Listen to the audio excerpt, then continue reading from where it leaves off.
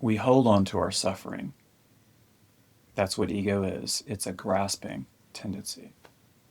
We don't know what else to do. We hold ourselves dearly. We clench, we grip, we cling, and we're scared. And that's okay. That's part of it.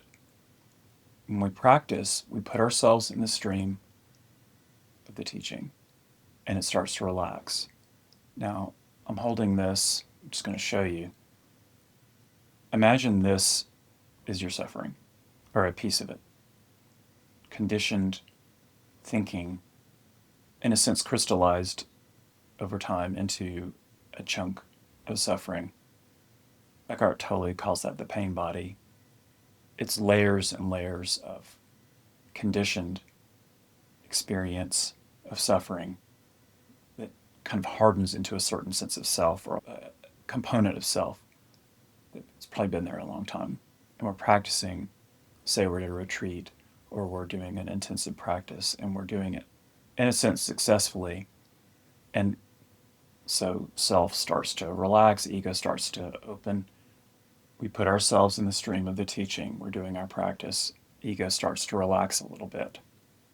And that's our suffering, or the piece of it that we want to get rid of.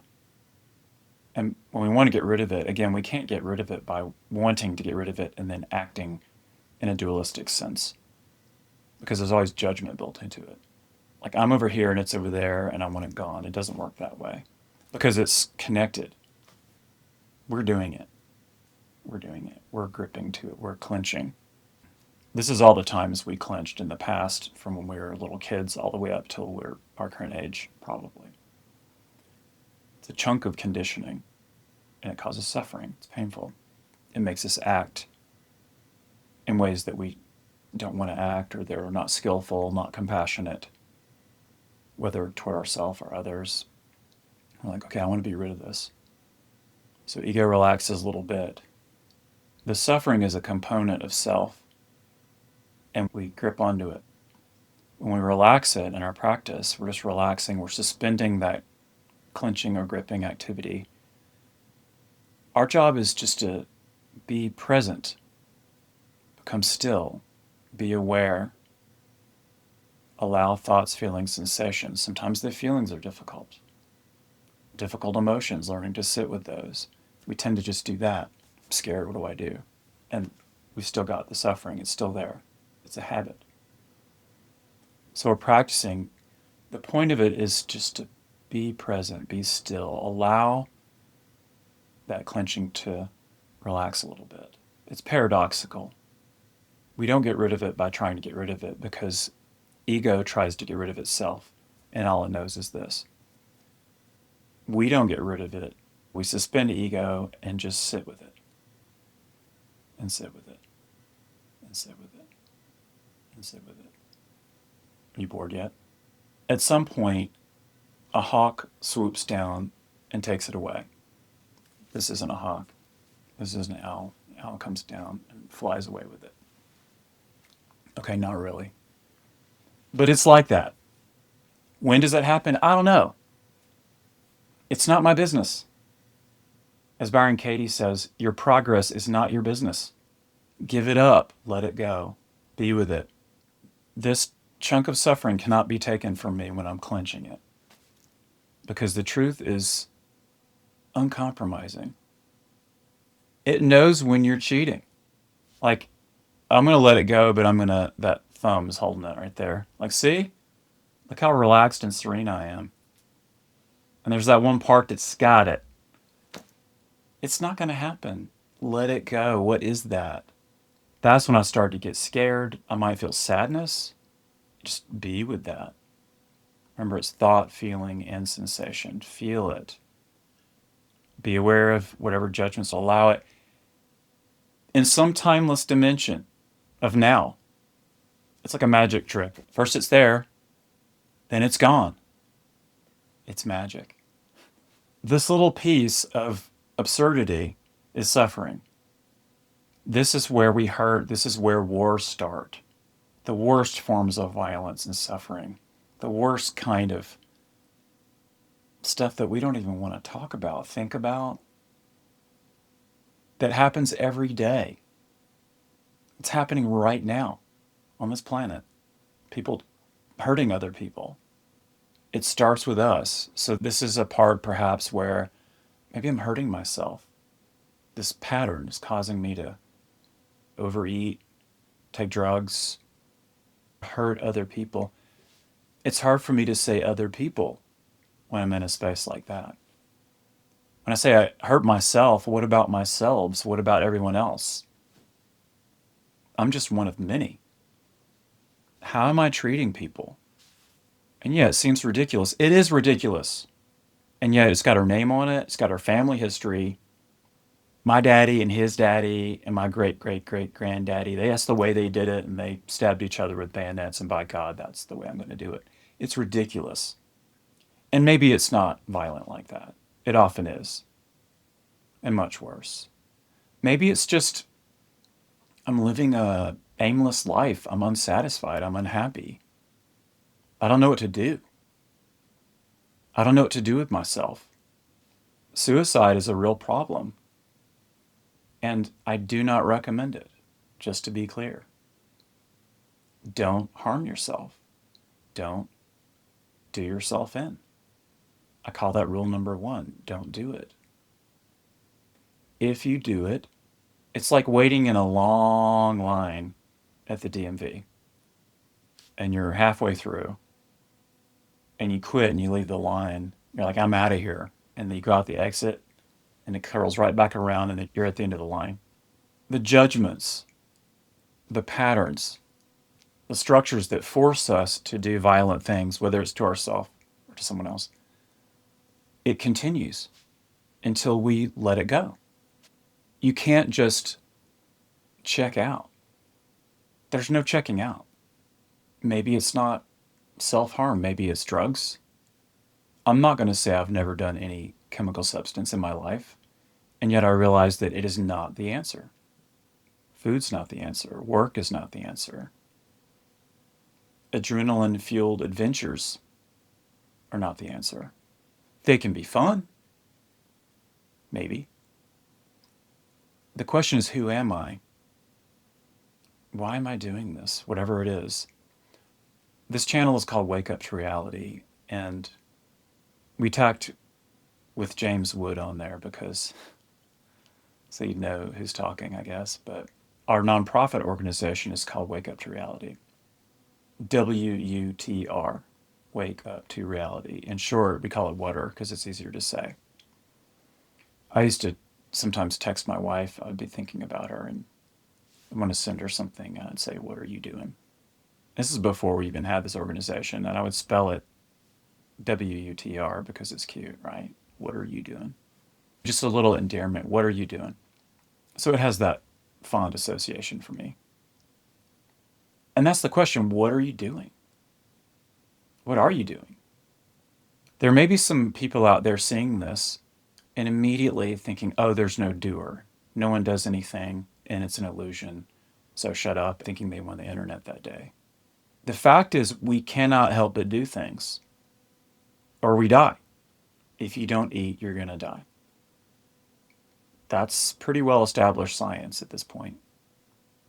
So if I want to live, I have to go get something to eat is something that I do. The I that's doing it, the I, that self-structure, the person, is an appearance. The food's an appearance. All of that is an appearance. It makes love possible. Love being the recognition of the essence of beings and the relief of suffering through compassion. That's what it's for. That essence is everything. And there's no reason behind it. Why would you save your children from a burning building? Would you stop and think about it? Do you really have to use thought?